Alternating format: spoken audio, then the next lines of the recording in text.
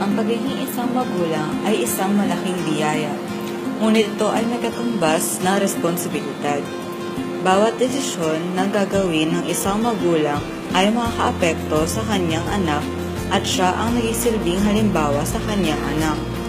May mga pagkakataon na nakakaranas ng mga pagsubok ang isang pamilya, maaaring dahil sa anak, sa asawa, o kung ano paman. Ngunit sa kabila noon, masaya ang maging isang magulang at magkaroon ng buong pamilya, lalong-lalo na kung haharapin niyo lahat ng pagsubok at magkakasama. Hello, good morning. Ako si Aliana Santos. Ako naman si Diego Santos. 5 taon na kaming kasal ng aking asawa, ngunit hindi pa rin kami binibiyayaan ng marko ng sariling anak.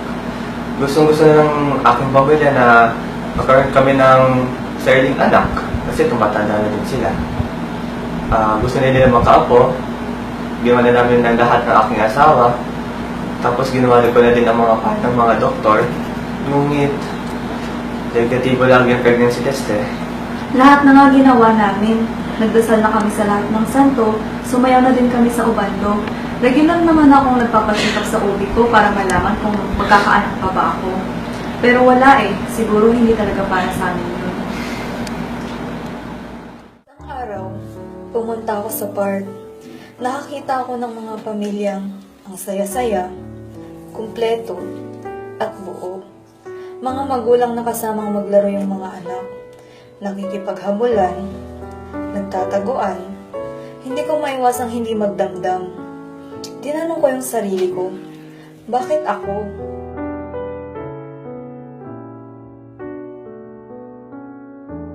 Bakit kung sino pa yung gustong-gustong magkaanak, sila pa yung hindi pinagpala? Samantalang, may mga magulang na pinapabayaan ng yung mga anak nila. Yung iba nga, sobra-sobra pa ni hindi na mabilang kung ilan. At yung iba naman, nagpapalaglag pa. Pero bakit kami? Isa lang naman hinihiling namin.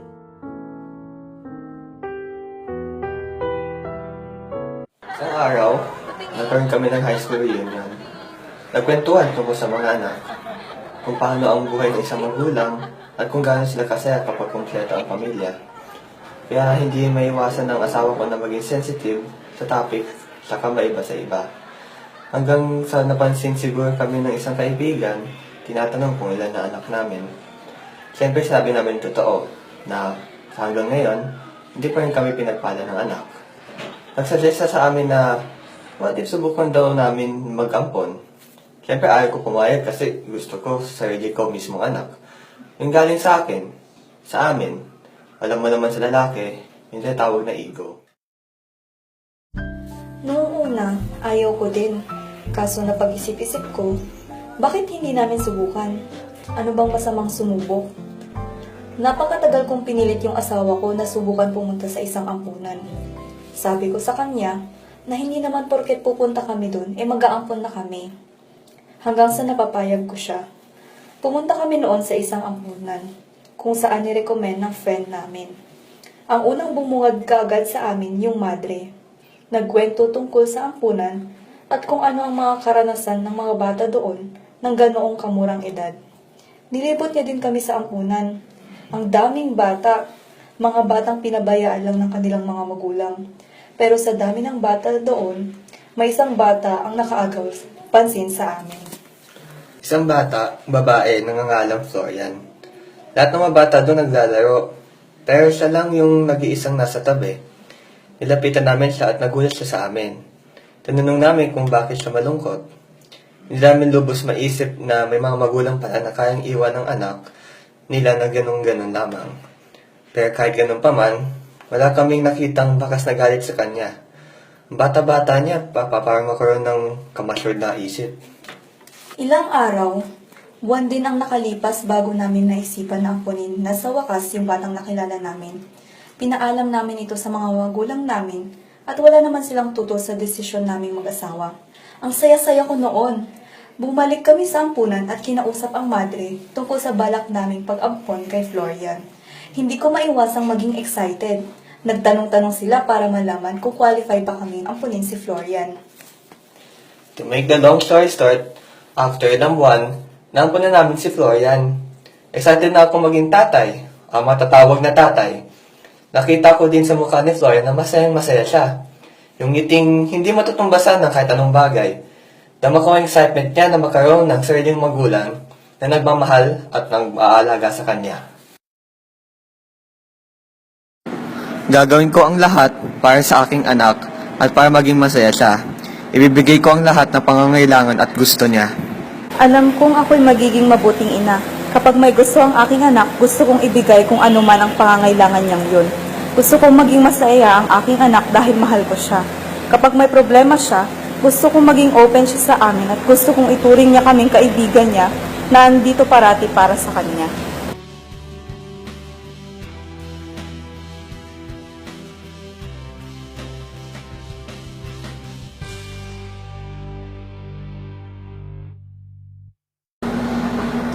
Ako si Mama Tings. At 15 years na kaming kasal ni Papa Gregs. At meron na kaming isang anak. Ay, ako naman si Papa Greg. 10 taon na ako nagtatrabaho bilang isang waiter dito sa Amerika. Umalis ako noong 2 years old pa yung anak ko, si Liling. Napakahirap na malayo ang asawa mo. Mahirap dahil ginagampanan ko ang tungkulin ng parehong nanay at tatay. Mag-isa ko pinapalaki ang aming anak. Noong minsan, mayroong event sa school ang aking anak kung saan kailangan kasama ang tatay niya. Pero dahil wala kayang tatay, ako na lang pumunta. Paulit-ulit ko ang pinapaliwanag sa aking anak ang dahilan kung bakit kailangan lumayo ng tatay niya eh. May mga pagkakataon nang tatampo siya. Pero sinasabi ko na lang sa kanya na para sa ikabubuti niya yun. At para din sa kinabukasan niya. Napakahirap din ng malayo sa pamilya. Isang malaking sakripisyo ang malayo sa pamilya mo. Hindi ko nakikita ang anak ko, lumalaki na siya at hindi ko siya nakakasama. Kaya nga noong huling uwi ko, nakakalungkot dahil para bang ang lanya ng loob ng anak ko sa akin. Para bang hindi na niya ako nakilala. Pagdating ko nga sa bahay, nakita ko siya at sinubukan kong yakapin pero umiyak lang na umiyak yung bata. Ayaw lumapit sa akin. Sinubukan ko nga rin makipaglaro sa kanya pero ayaw umalis sa tabi ng nanay niya eh. Nang pinakita ko ang regalo kong laruan sa kanya, unti-unti na rin siyang lumapit sa akin.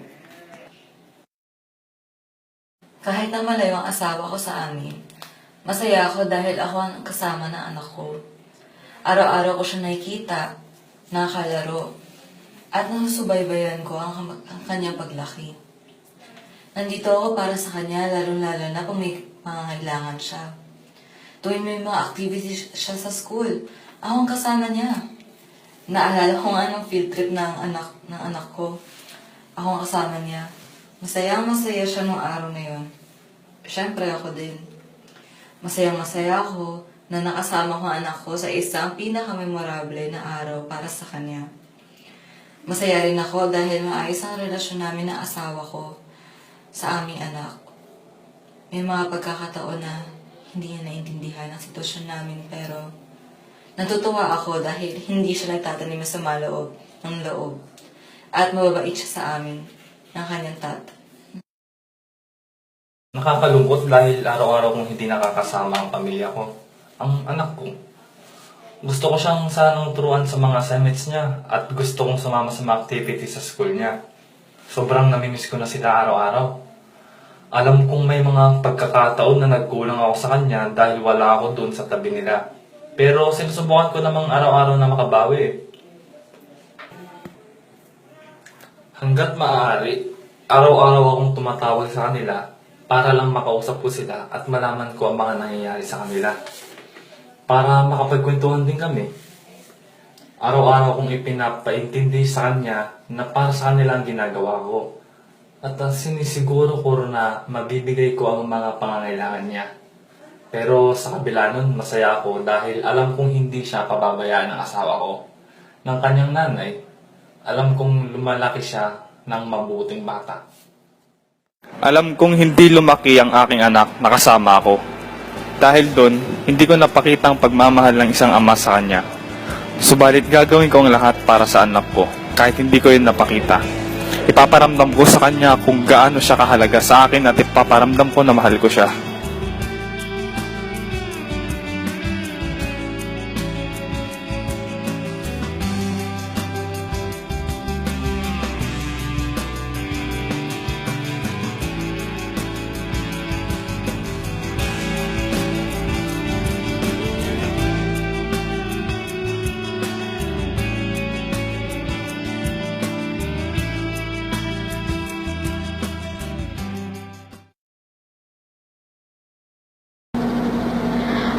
Sorry galing kasi ako dun sa isang trabaho kanina. Ano nga ulit yun? Ako si Saiji Satika. 16 years old pa lang ako. Marami na akong naranasan. Kung baga masasabi mong yung buhay ko, para yung mga sinasabi nila ngayon na YOLO. Marami na napagdaanan. Pumunta sa bar, tumakas sa magulang. 16 years old pa lang yun At nakulong na rin ako. Dahil nga lang sa jaywalking. Tapos, nakikitulog rin ako sa iba-ibang bahay. Marami na ako naging boyfriend. Yung iba pa doon, may asawa na. 22 years old ako noong malaman kong buntis pala ako. Sabi ko sa sarili ko, hindi pwede. Masyado pa akong bata para magkaroon ng anak. Hindi ako naniwala sa pregnancy test kasi alam kong hindi naman yun ganun ka-accurate. Sumubok ulit ako, paulit-ulit ng 5 beses bago ko naisipang pumunta sa doktor. Sa point na yun, alam kong hindi ko na madi-deny na magiging nanay na ako. Natatakot ako. Natatakot akong aminin sa mga magulang ko, pati na din sa boyfriend ko. Naisipan ko na magpalaglag kasi baka pag umamin ako, itakwil nila akong lahat. Inisip ko kung sino sa kanila. Sino sa kanila, ama? Hanggang sa napag-isip-isip ko na siya. Ang lalaking may asawa, siya ang magiging tatay na dinadala ko.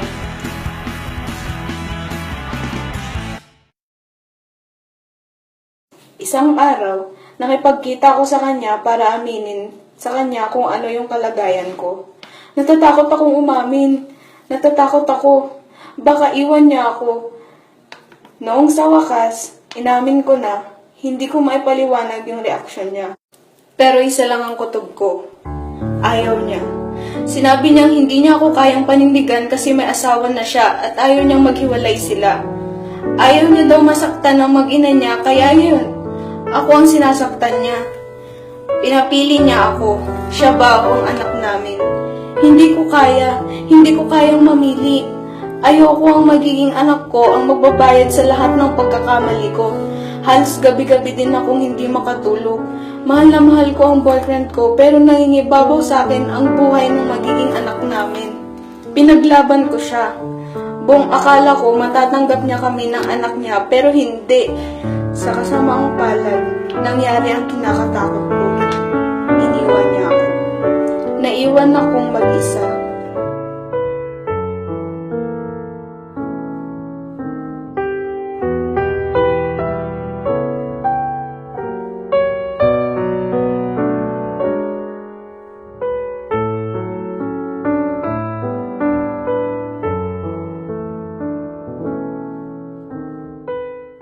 Nakaranas ako ng maraming panghusga sa mga taong pati na rin sa mismong mga kaibigan ko. Yung mga kaibigan kong kasama ko noon at tinuturing ko na din bilang kapamilya. Akala ko matatanggap nila kung ano man yung sitwasyon ko. Hanggang dumating sa point na gusto ko nang isuko ang anak ko. Pero sa huli, napag-isip-isip ko na mas kailangan ko ang anak ko at kailangan ko rin siya. Lumapit ako sa mga magulang ko. Alam kong naging masama akong anak sa kanila. Hindi sumusunod sa mga payo nila at nagawa ko pang isisi sa kanila kung bakit ako naging ganito. Natatakot ako kasi baka itaboy nila ako. Pero nagkamali ako. Pinabalik nila ako sa bahay. Tinanggap nila ng buong buo. Pati na rin ang magiging anak ko. Hindi ko na siguro alam kung ano ang gagawin ko kung wala sila sa tabi ko. Aaminin ko syempre sa una mahirap. Nakakatakot, may halong hiya at pangangamba. Wala akong alam sa pagiging nanay. Hindi ko nga alam kung anong gagawin ko tuwing makakaranas ako ng panghilab ng tiyan. Sobrang komplikado noong mga panahon na naglilihi ako. Magigising na lang ako bigla, tapos magsusuka. Hanggang sa natanggap ko na, alam kong ito na yon.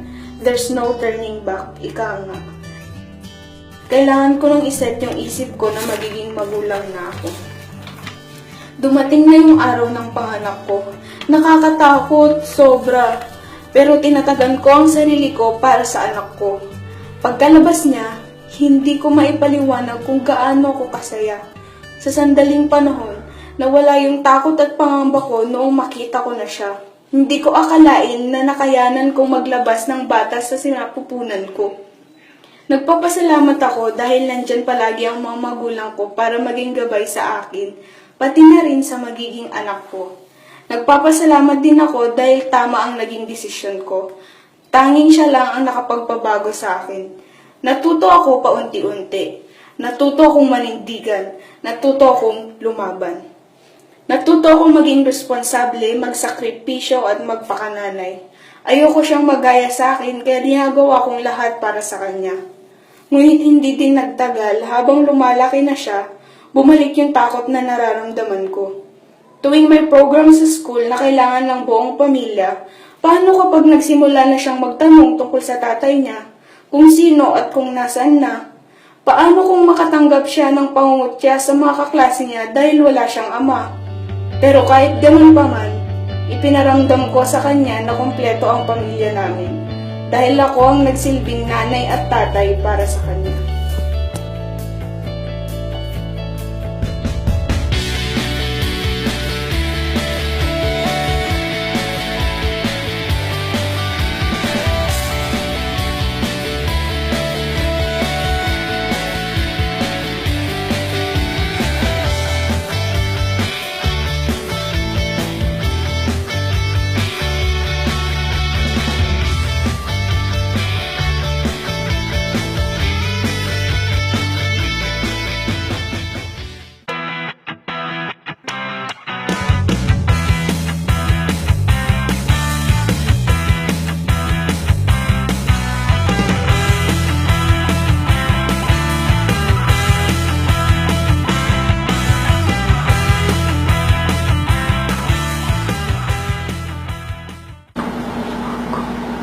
Hello?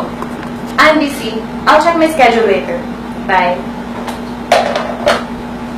You were saying... ako si Nancy Vinay. Nagsimula pala ako ng business nung nagkaroon kami ng problema ng asawa ni George. Ako nga pala si Jojo Binoy. Isa din akong businessman at nagtatrabaho sa isang malaking kumpanya. Ilang taon na ba nung naghiwalay tayo? 7 or 8? 8 years to be exact. Paano kayo bilang mag-asawa bago kayo naghiwalay? Kailangan pa ba talaga ikwento yan? Oh, okay. Alam mo ba, naalala ko noong college kami. Isa siya sa mga heartthrob sa campus. Samantalang ako, para sa akin, simple lang. Yung tipong hindi pansinin. Sobrang naiinis ako sa kanya noon kasi ang yabang niya. Palibhasa kasi madaming nagkakagusto sa kanya. Galit din ako kasi pinaglaruan niya lang yung mga kaibigan ko. Ewan ko nga ba kung bakit madaming nagkakagusto sa kanya. No?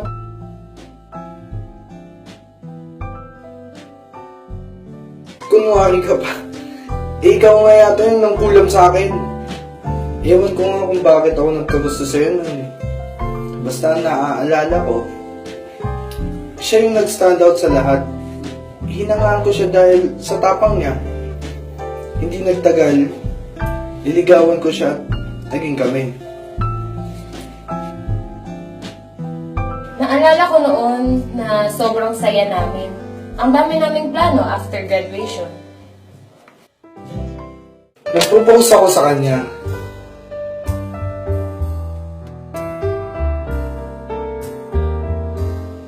Nagpakasal.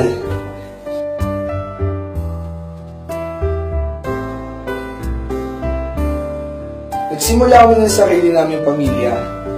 Naging successful sa sarili naming career. Masaya-saya namin noon. Lagi kaming namamasyal, kumakain ng magkasama. Kompleto kapag may activities ang anak namin sa school. Matuturing na perfect family na kami noon. Pero kahit pakiramdam mong tama na, okay na, perfect na, di mo lang namamalayan na may sobra na pala, na may mali na. Na-promote siya sa trabaho niya.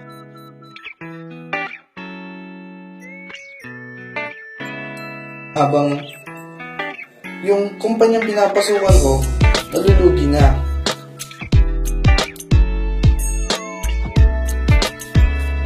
Sa sobrang successful niya, unti-unti siya nawalan ng oras sa amin ng anak niya. Dumating pa nga yung time na kailangan ko na lang tumigil sa pagtatrabaho at alagaan niya lang ang anak namin. Oras-oras talaga ang kalaban namin.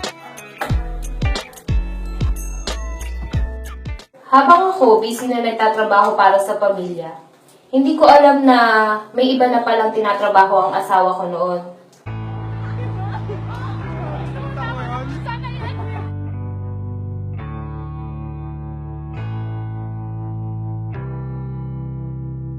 Nawalan ako ng oras, pinagpalit na kaagad ako. Napatawad ko pa siya noon, pero noong nalaman kong nabuntis nga yung babae, nagdesisyon na ako. Noong time na bago kami maghiwalay, bukod sa problema na pinagdadaanan ko, unang pumasok sa isipan ko ay kung papaano na lang ang anak ko. Alam kong hindi ganun kadali ang papasukin ko sa oras na maghiwalay kami. Alam ko na hindi lang ako mahihirapan dito. Ang anak ko ay tiyak na maaapektuhan din sa paghihiwalay namin ng asawa ko. Mahirap ang lumaki ng walang tatay, lalo na siya ang nagsisilbing taga-protekta ng pamilya. Mahal ko ang aking anak. Kaya, bago ko ginawa ang mga ganitong pagdidesisyon, iniisip ko muna kung ano nga ba ang dapat na paraan kung paano ko mapapalaki ng tama ang aking anak. Sa mga panahong iyon, nakaramdam din ako ng kaba at takot, lalo na nung napaisip akong nag-iisa na lang akong kikilos para sa kanya. At nasabi ko rin sa sarili ko na, handa na ba ako? Handa na nga ba akong akayin lahat ng responsibilidad ko bilang isang nanay at tatay? Pero masaya ako kasi dahil sa kabila ng nangyari ay naging maayos at napagkasunduan namin ng aking asawa ang magiging maayos na ang aming pamilya. At dahil doon, nabawas-bawasan ang aking pangamba. Nagpapasalamat ako dahil sa kabila ng nangyari sa amin ng aking asawa, ay napanatili kaming maayos sa isa't isa para sa aming anak. Noong mga panahon nagdedesisyon kami tungkol sa paghihiwalay namin ng asawa ko, naisip ko rin ang magiging epekto nun sa anak namin. Kaya nagdesisyon kami at nagkasundo kami ng aking asawa kung paano ang magiging ayos o sitwasyon ng aming pamilya. Sabay namin pinaliwanag sa anak namin ang sitwasyon. At sinabi ko sa aking anak na hindi ako mawawala at patuloy ko silang susuportahan bilang ama nila. Mabait ang aking anak. At nung panahon na kinakausap namin siya, naiintindihan ko naman na sa una, maaring hindi niya talaga ito maintindihan o matatanggap. Alam ko na maaari siyang magalit sa amin at maaaring mag-iba yung ugali niya sa amin. Masasabi ko na eksaherada ako, pero pumasok sa isipan ko ang takot na baka maisipan niyang magrebelde. Takot ako na may posibilidad na mangyari yun dahil marami akong naririnig tungkol sa ibang pamilya. Ngunit ngayon, alam ko na okay na ang lahat. Unti-unti na niyang natatanggap na wala kaming nagiging problema sa aming anak. Mahal na mahal ko siya at kaya ganun pa man, gagawin ko ang lahat para maibigay ko lahat ng mga pangangailangan niya. At sa kabila ng nangyari sa aming pamilya, sa kabila ng sitwasyon namin ngayon, masayang-masaya ako dahil maayos ang relasyon namin ng dating asawa sa aming anak. Ipaliwanag namin sa kanya lahat at patuloy pa rin namin pinaparamdam sa kanya na mahal namin sila. At kahit nahiwalay na kami ng nanay niya, patuloy kong pinapakita ang suporta ko sa kanila. Sa oras na kailangan ako ng aking anak, ako'y nandito para sa kanya. Tuwing may gusto siya, hinahayaan ko ito. Binibigyan ko siya ng pagkakataon maging independent, pero dapat nasa tamang lugar. At kapag may napagkasunduan kami, dapat siyang makinig at sumunod sa akin.